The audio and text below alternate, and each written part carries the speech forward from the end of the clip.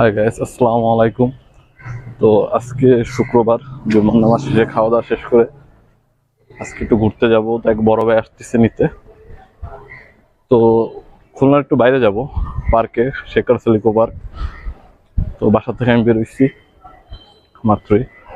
তো যাই এখন রোডের সামনে দাঁড়াবো, ভাই আসবে, ভাইয়ের সাথে একসাথে উঠে যাবো। তো দেখতে থাকুন সবাই। এখন দাঁড়ানো রাস্তায়, ভাই আসতেছে। জানি না কতক্ষণ ওয়েট করে, বললো তো 10 মিনিট। আমি 5 মিনিট পরও আরো বের হয়েছি, 10 মিনিটের বলছে, 5 মিনিট পর রেডি হয়েছে, তো 5 মিনিটের ভিতরে রেডি হয়ে বের হয়ে গেছি। জানি না কতক্ষণ দাঁড়ানো লাগে, ওয়েট করতেছি। তো অবশেষে আমার সে বড় ভাই চলে আসলো। তো আমার ভাইয়ের নাম রাজু। তো উনি কাস্টমসে জব করে, পাশাপাশি পড়ালেখা করতেছে।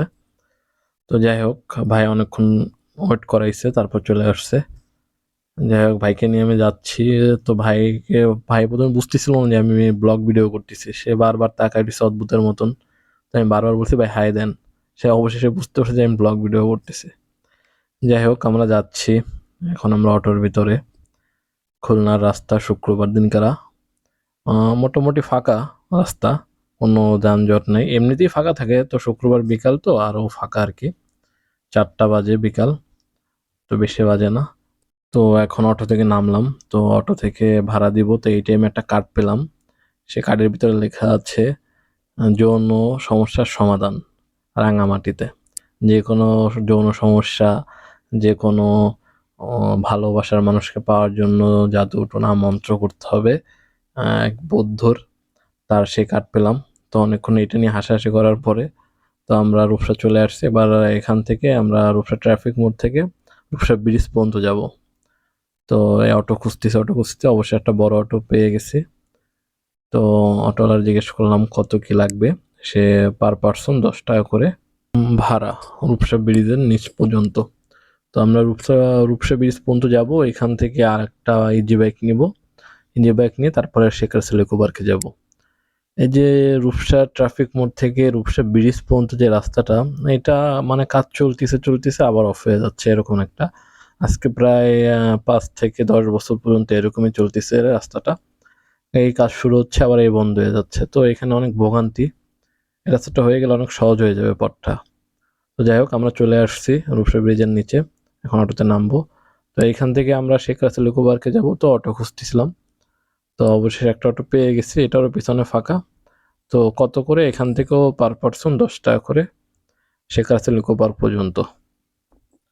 এই রাস্তাটা সবচেয়ে বড় প্রবলেম হচ্ছে এখানে প্রচন্ড পরিমাণে ধুলা।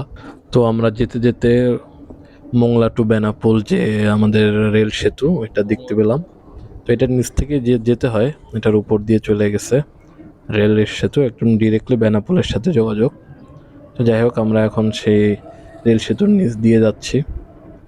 ভালোই, পরিবেশটা অনেক সুন্দর লাগতেছে। তো ধুলা একটু কম মানে প্রত্যেক দিনের থেকে। তো আমরা অবশেষে শেখ রাসেল ইকো পার্কে চলে আসলাম। গেটে ঢুকতে এরকম একটা ছবি পাওয়া যাবে শেখ রাসেলের।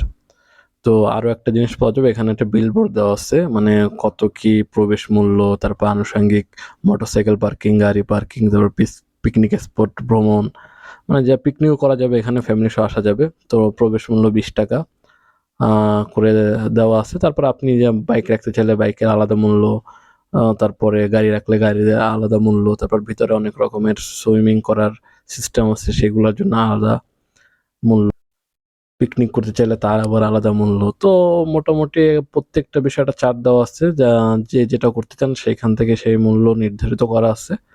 তো এটা পে করলেই আপনি সবকিছুই করতে পারবেন এখানে। তো যাই হোক, আমরা এই পাশে একটা কৃত্রিম খাল করছে আর কি, নিজেরা কেটে, মানে এখানে যে কর্তৃপক্ষ তারা কেটে খাল করছে বড় একটা। আর পাশে রাস্তা, অনেকগুলা ঝাউ গাছ। তো অন্যরকম একটা পরিবেশ, না ঢুকলেই বুঝবেন না, এত সুন্দর একটা জায়গা। আর রাজু ভাই তো সে মোবাইল নিয়ে ভিডিও করতে ব্যস্ত, ছবি তুলতে ব্যস্ত। তো এভাবেই হাঁটতেছিলাম আর ঘুরতেছিলাম, ভালোই লাগতেছিল পরিবেশটা। এভাবে হাঁটতে হাঁটতে হঠাৎ করে একটা জিনিস চোখে পড়লো, সেটা আপনাদের দেখাচ্ছি। এই যে কৃত্রিম খালটা তৈরি করছে, এখানে আবার একটা বোট আছে, বোট রাইড করার সিস্টেম আছে। তো এখানে দেখলাম 4টা বাচ্চা, ওরা মেবি মাদ্রাসায় পড়ে। খুব সুন্দর লাগলো দেখতে, ওরা খুব মজার সহিত আর কি বোটটা চালাচ্ছে। দেখে খুব ভালো লাগছিল, আমারও উঠতে ইচ্ছে করতেছিল। বাট ওইভাবে টাইম নেই আর আর নিজের একটু বাচ্চা বাচ্চা মনে হবে সেজন্য করিনি। তো অবশেষে আমরা নদীর পাড়ে চলে আসছি, এই যে। তো এটাই হলো মেইন ভিউ আর কি, মানে অত দূর অনেক দূর হেঁটে তারপরে যে ভিউটা, এটাই হলো মূলত ভিউ, একদম নদীর পাশ দিয়ে রাস্তা।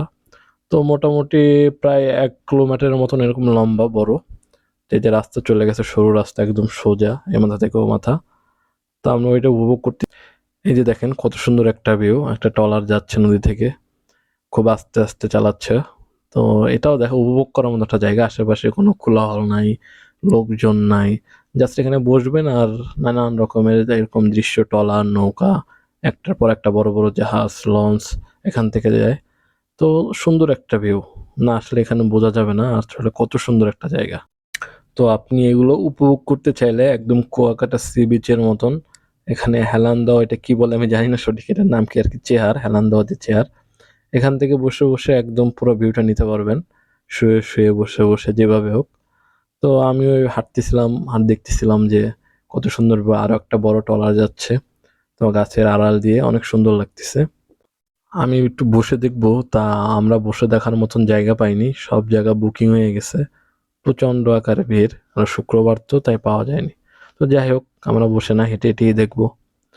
তো হাঁটতে হাঁটতে এবার ওই মাথায় আমাদের চলে গেলাম, একদম মাথায় আসলাম।